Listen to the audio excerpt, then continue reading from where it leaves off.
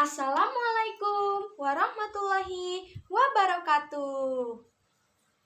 Selamat pagi anak-anak hebat. Bagaimana kabar kalian hari ini? Ibu tanya sekali lagi anak-anak, bagaimana kabar kalian pada pagi hari ini? Alhamdulillah, luar biasa. Allahu Akbar. Baik, anak-anak sekalian, sudah siapkah untuk memulai pembelajaran pada pagi hari ini? Siap.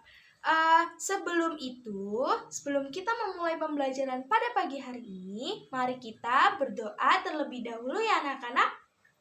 Baik, satu jari kanan, satu jari kiri, ku gabung jari dua, jadilah jembatan panjang. Dua jari kanan, dua jari kiri, ku gabung jari empat, jadilah kamera ceprek. Tiga jari kanan, tiga jari kiri, ku gabung jari enam, jadilah menara tinggi. Empat jari kanan, empat jari kiri, ku gabung jari delapan, jadilah kelinci loncat. Lima jari kanan, lima jari kiri, ku gabung jari 10, marilah berdoa, sikap berdoa.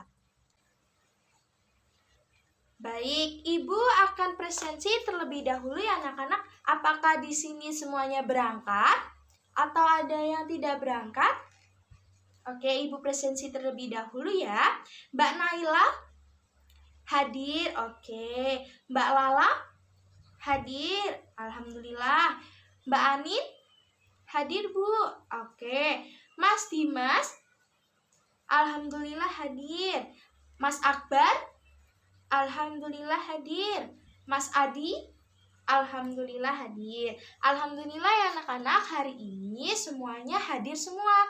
Semoga kita selalu diberi kesehatan oleh Tuhan Yang Maha Esa. Ada yang tahu anak-anak hari ini kita akan mempelajari apa ya kira-kira? Hari ini kita akan mempelajari tema 8, keselamatan di rumah dan di perjalanan. Subtema 1, keselamatan di rumah, pembelajaran ke-6. Nah, ada yang tahu nggak sih? Di dalam pembelajaran ke-6 ini kita akan mempelajari apa? Ya, betul sekali. Kita akan mempelajari sikap bertoleransi terhadap sesama. Dengan tujuan pembelajaran yang pertama, dengan mengamati teks percakapan, siswa dapat membaca kalimat sederhana yang di dalamnya memuat tanda tanya.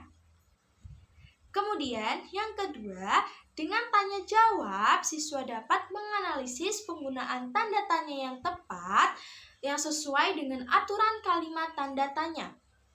Yang ketiga, dengan mengamati gambar, siswa dapat menganalisis kalimat dengan memperhatikan aturan penggunaan tanda tanya yang tepat. Yang keempat, dengan mengamati putaran jam, siswa dapat mengenali satuan baku untuk mengukur waktu dengan benar. Baik anak-anak, sekarang kalian coba buka buku kalian halaman 64. Sudah dibuka ya anak-anak? Nah, di situ ada gambar dan ada percakapan antara Udin dengan teman-temannya. Nah, kita baca bersama-sama ya anak-anak. Di situ ada yang namanya Udin, Lani, Edo, dan Beni. Nah, kita baca dari Udin. Selamat datang ya teman-teman. Aku senang dengan kehadiran kalian. Naik apa tadi ke sini? Nah, kemudian dijawab oleh Lani. Iya, sama-sama Udin. Kami juga berterima kasih karena telah diundang. Kami tadi naik sepeda. Siapa saja yang diundang Udin? Pukul berapa acaranya dimulai? Kemudian Udin menjawab lagi. Yang diundang ada tetangga, teman-teman, dan juga ibu guru. Acaranya dimulai pukul 2 siang. Tapi di mana ibu guru ya? Bagaimana kalau sambil menunggu kita minum saja dahulu? Kemudian Edo menjawab, baiklah Udin, sebelum minum, mari kita berdoa terlebih dahulu. Jangan lupa memegang gelasnya dengan hati-hati agar tidak jatuh dan terpecah. Siapa yang mau memimpin doanya? Kemudian Benny menjawab, "Biar aku saja. Sebelum minum, mari kita berdoa menurut ajaran agama kita masing-masing." Berdoa mulai. Nah, begitu tadi anak-anak percakapan antara Udin dan teman-temannya. Ada yang tahu apa aja sih yang dibicarakan Udin dan teman-temannya? Ya, betul, Mbak Laila. Di dalam percakapan tadi, Udin itu sedang merayakan ulang tahunnya. Ada lagi yang tahu anak-anak? Ya, Mas Dimas, betul sekali. Di dalam percakapan kita diajarkan untuk memegang gelas dengan hati-hati agar tidak terjatuh dan pecah melukai kita. Nah, ada lagi anak-anak yang tahu isinya apa ya? Tadi di percakapan Udin dan teman-temannya. Iya, betul sekali Mas Akbar. Di dalam percakapan Udin dan teman-temannya itu kita diajarkan untuk berdoa menurut ajaran agamanya masing-masing. Tidak saling memaksakan satu sama lain ya. Selanjutnya, apakah kalian tadi memperhatikan anak-anak di dalam percakapan Udin dan teman-temannya itu ada beberapa kalimat tanya. Nah, contohnya seperti naik apa tadi ke sini?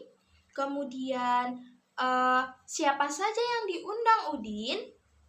Kemudian pukul berapa acaranya dimulai? Kemudian di mana ibu guru ya? Dan bagaimana kalau sambil menunggu kita minum saja dulu? Nah, itu tadi 5 kalimat tanya yang terdapat dalam percakapan Udin dan teman-temannya. Nah, anak-anak masih ingatkah kalimat tanya itu apa ya, Bu? Kalimat tanya itu adalah kalimat untuk menanyakan sesuatu. Kira-kira apa saja ya anak-anak? Kalimat tanya ada berapa? Ada yang tahu? Ada yang masih ingat? Betul sekali Mas Dimas. Kalimat tanya itu ada 5W plus 1H. Jadi ada 6 kalimat tanya. Nah, apa saja coba anak-anak kalimat tanyanya?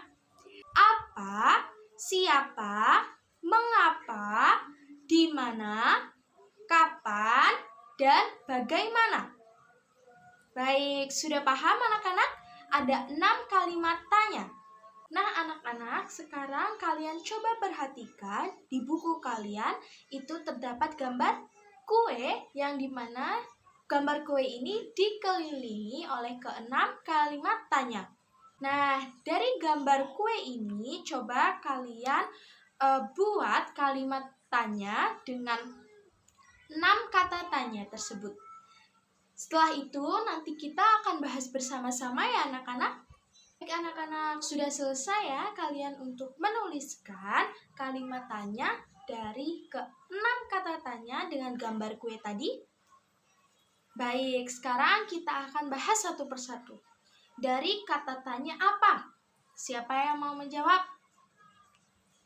Iya, Mbak Laila, silakan. Apa? Apa? Apa nama kue ini? Nah, kalau kita kaitkan dengan percakapan Udin dan teman-temannya tadi, kue apa coba? Ada yang tahu? Kue ulang tahun. Nah, kemudian kata tanya yang kedua, mengapa? Siapa yang menjawab mengapa? Iya, Mas Akbar, silakan. Mengapa? Mengapa kue ini dibeli ya? Ada yang tahu? Karena kue ini untuk ulang tahun Udin. Kemudian kata tanya kapan? Siapa yang mau menjawab? Iya, Mbak Nana, silahkan. Kapan kue ini dibeli ya? Begitu anak-anak. Kemudian siapa? Siapa yang membeli kue ini? Kemudian kata tanya di mana? Di mana kue ini dibeli? Dan yang terakhir kata tanya bagaimana? Bagaimana rasa dari kue ini? Nah, begitu anak-anak. Apakah kalian sudah paham sampai sini anak-anak mengenai kata tanya? Baik, sudah paham ya anak-anak? Baik, kita lanjutkan ya anak-anak. Sekarang kita buka buku selanjutnya di halaman 67. Kita baca bersama-sama ya anak-anak. Udin dan teman-temannya berdoa sebelum minum. Berdoa merupakan salah satu contoh perwujudan menjalankan ibadah. Mereka berdoa sesuai dengan ajaran agamanya masing-masing. Mereka tidak saling memaksakan kehendak masing-masing. Udin dan teman-temannya menunjukkan sikap rukun, yaitu persatuan. Anak-anak ada yang tahu contoh dari kegiatan lain yang menunjukkan sikap toleransi sesama dalam beribadah? Betul sekali Mas Dimas. Contohnya yaitu ketika ada yang sedang berdoa, ketika ada yang sedang sholat, kita saling menghormati. Nah, sekarang Ibu meminta kalian untuk menuliskan ajaran agama kalian masing-masing yang telah kalian dapatkan, yang telah kalian pelajari, dan yang telah kalian lakukan. Semisal ajaran agama Islam yaitu beribadah, yaitu sholat. Kemudian ajaran agama Kristen dan Katolik berdoa dan ke gereja. Dan sebagainya anak-anak. Ya, ini Mbak Laila beragama Islam. Kemudian apa saja Mbak Laila yang sudah di kegiatan yang diajarkan? Ya, ada bergotong royong membersihkan masjid. Kemudian ya, menghormati orang yang sedang berpuasa. Kemudian melakukan kerja bakti sosial. Kemudian Mbak Laila, oh, tidak gaduh ketika ada teman yang membaca Al-Quran.